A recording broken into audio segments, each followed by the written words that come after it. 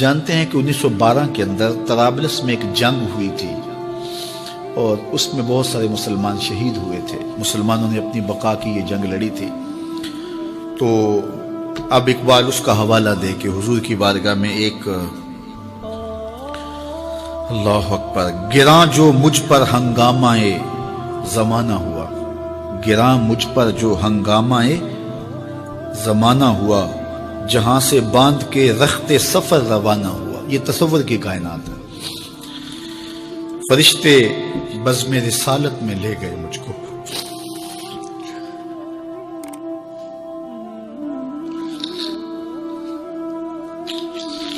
وہ کہتے ہیں کہ میں تصور ہی میں جب اس دنیا کے ہنگاموں سے اکتا گیا تو میں نے رخت سفر باندھ لیا.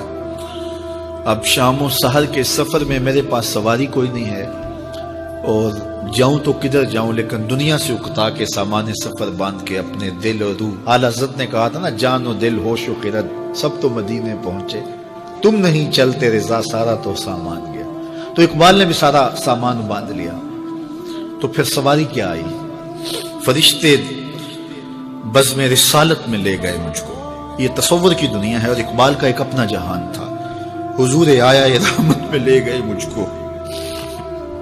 کہا حضور نے اے اندلیب باغ حجاز،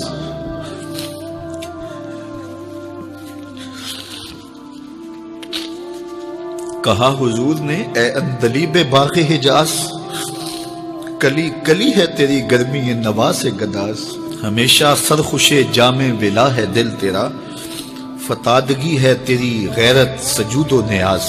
نکل کے باغ جہاں سے رنگ بو آیا، نکل کر باغ جہاں سے رنگ بو آیا، ہمارے واسطے کیا تحفہ لے کے تو آیا.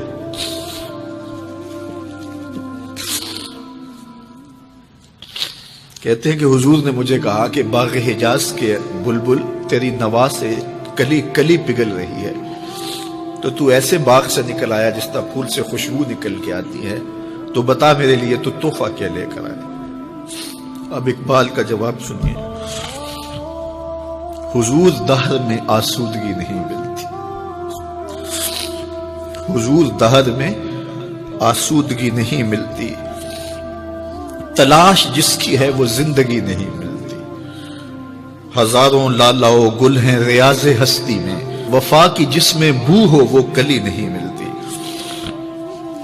مگر میں نظر کو ایک آبگینہ لایا ہوں. یہ 1912 کی بات ہے جب طرابلس کی جنگ لگی تھی. مگر میں نظر کو ایک آبگینہ لایا ہوں، جو چیز اس میں ہے جنت میں بھی نہیں ملتی.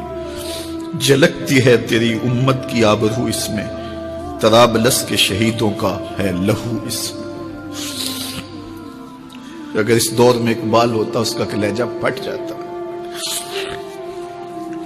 یہ تو طرابلس کے شہیدوں کا لہو لے کر کے گیا تھا اقبال اس زمانے میں، اب برما کے شہیدوں کا لہو بھی لے کے جاتا. اللہ اس شخص کی قبر پہ کروڑوں رحمتوں کا نزول کرے اور امت کو پوری دنیا کے اوپر وحدت نصیب فرمائے. یہ امت علم کی، عمل کی راہوں سے گزر کے اپنی منزل کی طرف گامزن ہو اور وحدت کے حقیقی اجالے اس امت کو نصیب ہوں،